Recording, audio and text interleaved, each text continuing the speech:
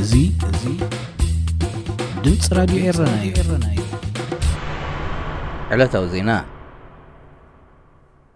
ብሪጣንያ ስደተኛታትን ሓተት ዕቕባን ናብ ሩዋንዳ ክትሰድድ ንዝገበረቶ ስምምዕ ዝቃወም ወግዓዊ ክሲ ተመስሪቱ።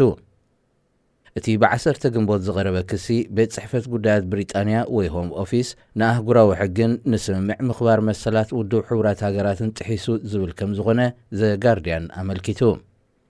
ብሪጣንያ ካልኦት ሃገራት ኤሮጳውን ተመሳሳለ ስጉምቲ ክወስዳ ምዕዳማ ተጸዋዒ ስደተኛታት ውድብ ሕቡራት ሃገራት ዘለዎ ተቃውሞ ስሚዑ እዩ።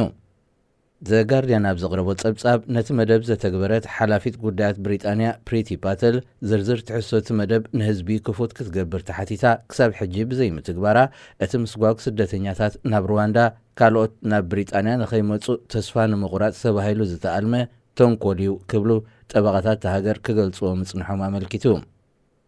ሓያሎ ካብቶም ክስገጉ መጠንቀቕታት ተዋሂቦም ዘሎ ኣፍሪቃውያን ጥራይ ዘይኮኑ ተወላዶ ቪየትናም፣ ሶርያ፣ ኢራን፣ ኣልባንያን ካልኦትን ስለ ዝርከብዎም ሩዋንዳ ብዝኣትውሉ እንታይ ዓይነት መደባት ምጥያስ ተዳሊሎም ኣሎ ንጹር ኣይኮነን።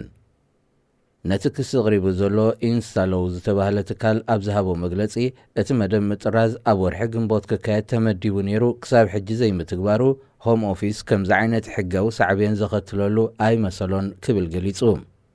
ሆም ኦፊስ ብሪጣንያ ነቲ ናብ ሩዋንዳ ናይ ምጥራዝ መደብ ሕጋዊ መስርሕ ተኸቲሉ የካይዱ ከም ዘሎ እኳ እንተገለጸ እዚ ቐሪቡ ዘሎ ክሲ ክቕጽል እንተተወሲኑ እቲ መንግስታዊ ትካልን ሓላፊቱ ፕሪቲ ፓተልን ኣብ ቅድሚ ቤት ፍርዲ ክቐርቡ ክግደዱ እዮም።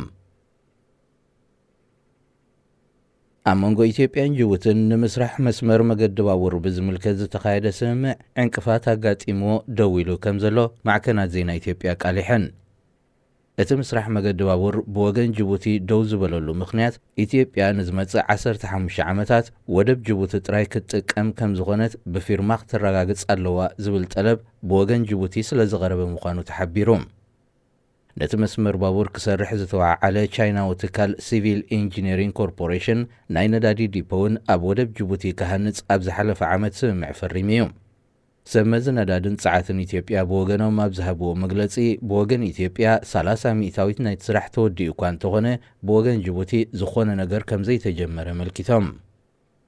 ኢትዮጵያ ን15 ዓመታት ወደብ ጅቡቲ ጥራይ ክትጥቀም ኣለዋ ዝብል ጠለብ ብወገን ጅቡቲ ዝቐርብ ዘሎ ኢትዮጵያን ወደብ ዓሰብ ሙሉእ ብምሉእ ክትግልገለሉ እያ ኣብ ዝበሃለሉ ዘሎ እዋን ብምዃኑ ክሳረኣ ንምቕናስ ዝዓለመ እዩ ዝብል ትንተናታት ይወሃቦ። ፕሬዚደንታዊ ምርጫ ሶማል ኣብ ዝካየደሉ ድሮ ኣብ ከተማ ሞቃዲሾ ሰዓታት እቶ ተኣውጁ። ፖሊስ ከተማ ሞቃዲሾ ጸጥታዊ ርግኣታ ከተማ ኣስጋኢ ስለ ዘሎ ንኣገዳሲ ጉዳይ እንተዘይኮይኑ ምንቅስቓስ ህዝቢ ኩልኩል ገይርዎ ኣሎ። ብተወሳኺ መካይንን ሞተር ብሽክለታን ኣብ መዓልቲ ምርጫ ክንቀሳቐሳ ከም ዘይፍቀደለና ኣፍሊጡ ኣሎ። እዚ ምንቅስቓስን ምእካብን ዜጋታት ዝኽልክል ጊዜያዊ ኣዋጅ ምርጫ ክሳብ ዝውዳእ ጥራይ ክጸንሕ ምዃኑ ዝግለጽ ዘሎ። ንልዕሊ 1 ዓመት ተናዊሑ ዝጸንሐ ፕሬዚደንታዊ ምርጫ ሶማል ንሎሚ 15 ግንቦት ኣብ ዝካየደሉ ነቲ ኣብ መንጎ ፕሬዚደንት ፋርማጆን ቀዳማይ ሚኒስተር ሮብለን ተፈጢሩ ዘሎ ቁርቁስ ስልጣን ክፈትሕ ተስፋ ተነቢሩሉ ኣሎ። ናይ ምርጫ ሰናዱቕ ካብ መድመፂ ነቑጣታት ምስ ተኣከበ ኣብ ትሕቲ ሓለዋ ዓቃብ ሰላም ሰራዊት ሕብረት ኣፍሪቃ ክኸውን እዩ። ኣብ ሶማል ሓድሽ ፕሬዚደንት ዝምረጽ ብዘይካቲ ንዓመታት ዝቐጸለ ጸጥታዊ ስግኣት ዜጋታት ከም ቁጠባዊ ቅልውላው፣ ደርቂ፣ ፖለቲካዊ ምትፍናን ዝኣመሰሉ ዓበይቲ ብድሆታት ይጽበዮ ከም ዘሎ ይፍለጥ። ክቡራት ሰማዕትና ዜና ብዝተፈጺሙ ኣሎ። ሬድዮ